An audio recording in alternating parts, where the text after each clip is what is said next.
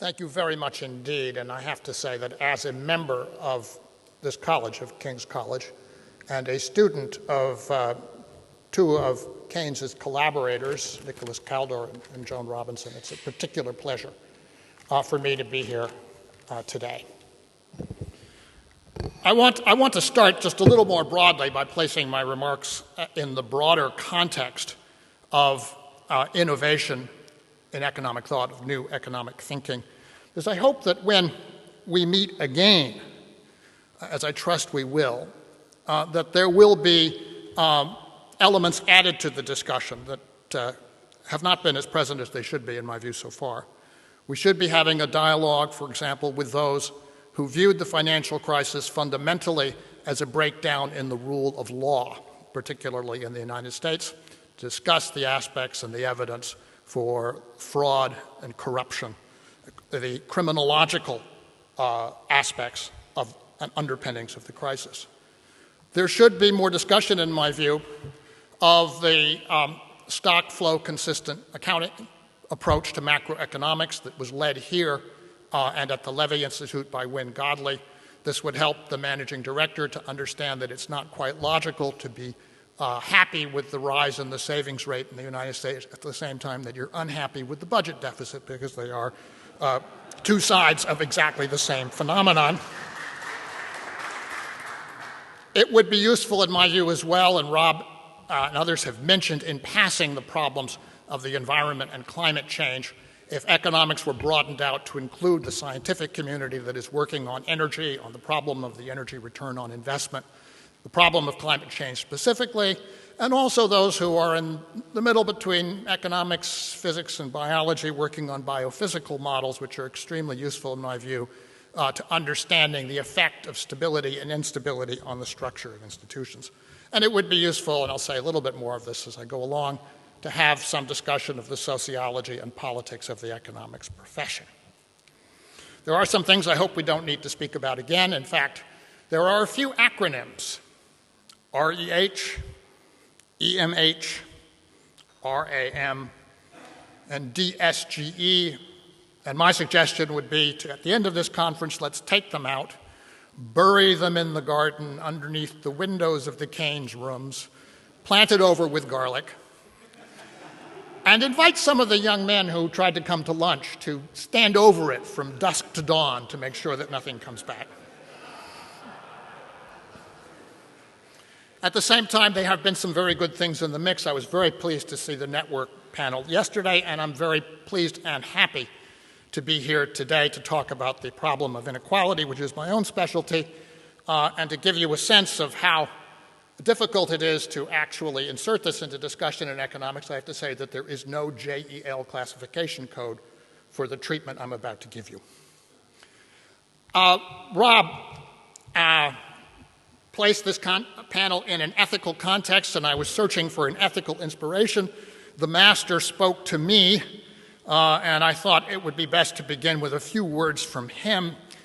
He wrote in 1936, and I won't quote the whole thing, that while he was not entirely opposed to inequalities, it is better, he wrote, that a man should tyrannize over his bank balance than over his fellow citizens, but it is not necessary that the game should be played for such high stakes as at present. And what I have done with a group of collaborators at the University of Texas, mostly PhD students over 10 or 15 years now, is in that spirit of open-minded skepticism to try and explore what the evolution of inequality actually has been over the period since the early 1960s. And we have come to the conclusion that it is best seen, in fact, as a problem in global macroeconomics.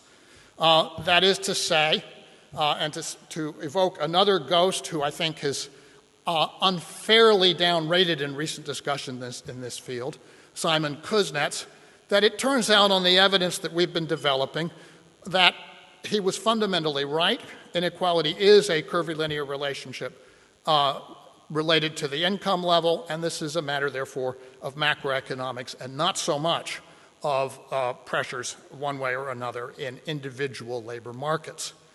Secondly, that if one examines changes in inequality over time, one finds that they are driven, at least in part, in substantial part, by changing intersectoral terms of trade. That is to say, the balance of market power between commodity producers and commodity consumers, and in particular and especially the dominant movements in inequalities of pay have reflected changes in the global financial regime. Global factors indeed dominate the picture, so that the study of inequality at the world level tends to converge to the study of global macroeconomic events. In the US, slightly different story because of the extraordinary importance of the capital markets. You will find that it is, in fact, the stock market that has driven income inequality, and I'll show you that toward the end of the presentation. But this is our stylized view of the Kuznets relationship as it exists in the world today, an inverted U curve in the developing world with only a few countries still largely agricultural and in the transition to industry that produces rising inequality.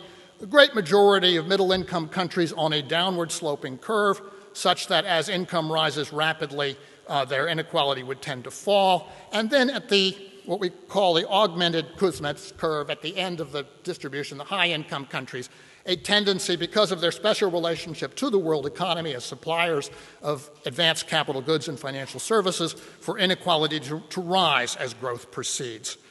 So that one has, if one observes, I think one does observe, let's see, a tendency for income to diverge between the rich and the middle-income countries, while at the same time rising in one of the lowest-income countries, you'll get a three-pronged upward movement in inequality. In the rich countries, because of the extraordinary importance of finance and technology.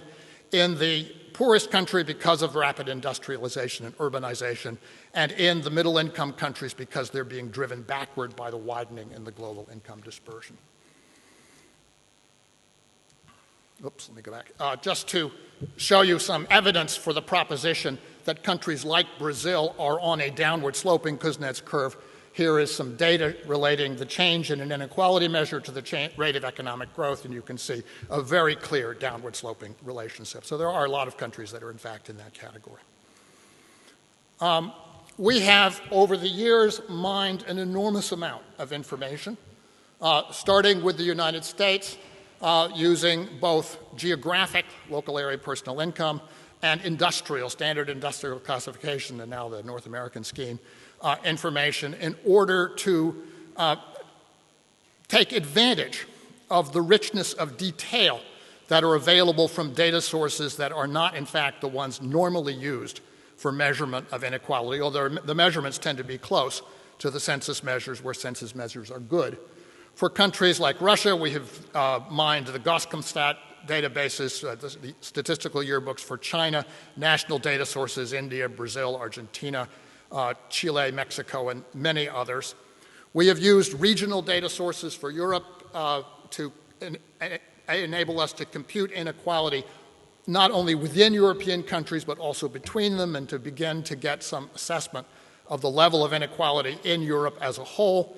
And for the global economy, we have, in our most prominent work, relied on the industrial statistics compiled by UNIDO, which are a very useful standardized hierarchical data set, not covering all aspects of the economy, but nevertheless covering what they do cover in a reliable and consistent way, a way that has permitted us to develop a database of somewhat around 3,200 country year observations, which gives you much more consistent and complete coverage than you can get in any other way, for example, through the World Bank and subsequent approaches.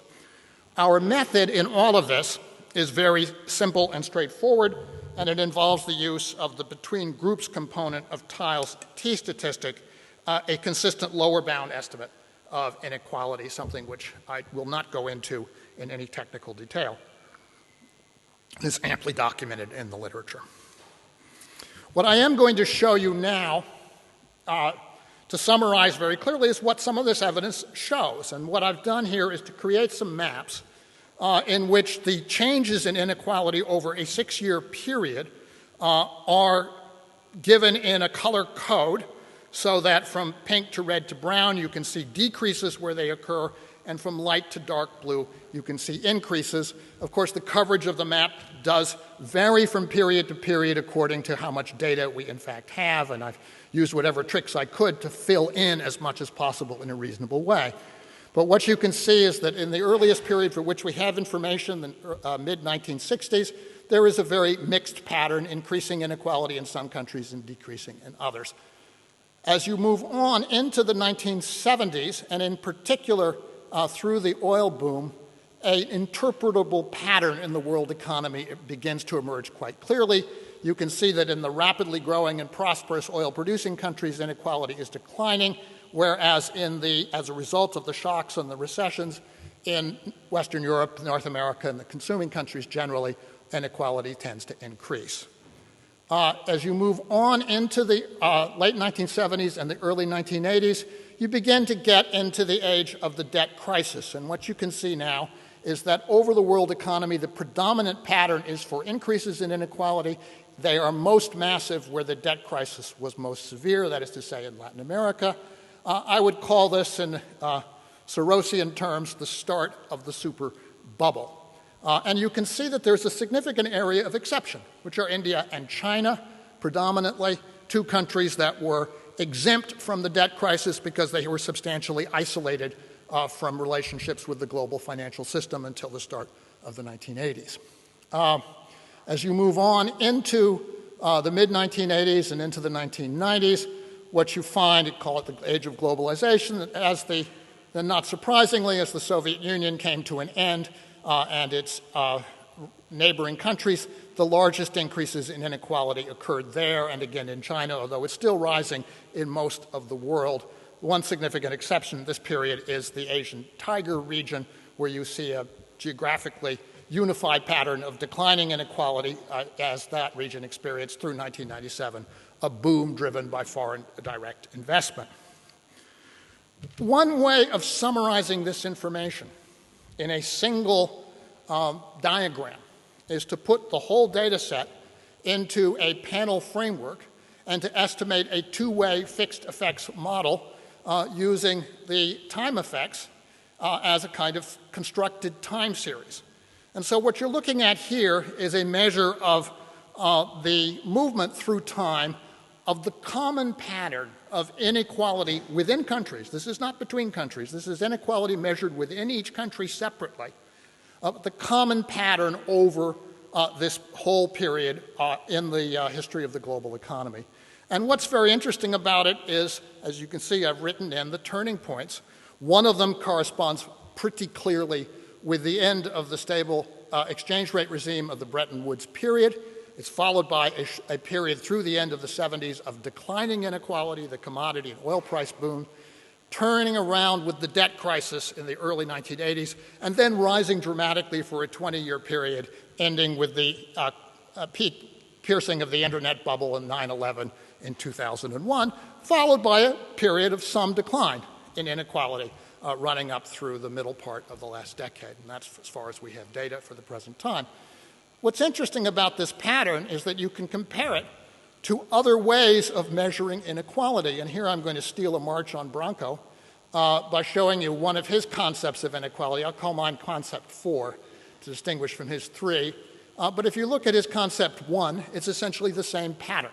It also has a turning point around 1980 and a very sharp rise after that. If you look at a share of profits in the OECD over the same period, again, you find a turning point at the same moment, suggesting that what we're doing here is nothing more nor less than measuring different aspects of the same phenomenon, a vast increase in inequality within countries, between countries, and a shift in the share of income from wages to profits. So all of them can be seen as manifestations of the start of the Sorosian super bubble. Okay, how much did it matter? Well, this is a fairly obvious econometric exercise, looking at the OECD and the non-OECD countries separately and giving you a sense of what the range of variation is in the measurements from year to year. You can see that in the actual data, which is on your left, the inequality rises in both groups of countries from the early middle 1980s. If you take out the common global pattern, there wouldn't have been any increase at all. That is what I mean by saying that the predominant evidence is that there is not something going on here which can be traced largely to the idiosyncratic policies of particular countries, but rather to their response to the global environment. They were all affected in very systematic ways by common events, and they reacted to them in ways which are quite similar. Did loose monetary policy cause the super bubble? Well, of course, the moment when it occurred, monetary policy was quite tight, and so the master came back to me to say a word about that. He said it would be absurd to regard a higher rate of interest as the appropriate remedy, for in this event, the case of those who attribute the disease to underconsumption would be wholly established. The remedy would lie in various measures designed to increase the propensity to consume by the redistribution of incomes or otherwise. If you look finally at the United States, and what I've given you here in the dark continuous line is a measure of inequality computed across counties. There are 3,150 of them in the United States, and this measure tracks very closely to any of the other measures you might come up with, but it's a nice one with lots of nice detail, and I've put it against the log of the NASDAQ Stock Market Index, and what you can see is the two do coincide very closely through the peak in 2000 and the slump that followed through about 2003. There's some deviation afterwards, and I'll come to that momentarily. There's also a deviation in the 1980s, which I would attribute probably to the Tax Reform Act, which redefined high incomes. There's the peak of the internet bubble, an exact coincidence, suggesting that for the United States, it really isn't necessary to measure income inequality. You can read it any morning in the stock market. In fact, you can watch it on the CNN ticker if you want to. Okay. Broadly, just to draw my conclusions, the picture of the world economy that we have developed, and again, this is a case of allowing the data to give us their best information, does suggest, I like the terminology of a super bubble, but it suggests that that super bubble was, in fact, for most of the world's population, a super crisis. That what you were seeing as a bubble in the advanced countries was, in fact, a reflection, the mirror image of a great deterioration of relative income conditions in the poor countries of the world. It appears that this bubble did, in fact, come to a peak in 2000, 2001. And the period since then, I think probably the useful way to characterize it, especially in the United States, is as a time when there was ongoing effort, continuing effort, to revive the bubble to keep it going. That is to say, the administration, the Bush administration, took us into war in Iraq. It signaled to Congress that it would countenance any amount of public spending in 2004 to get through the election.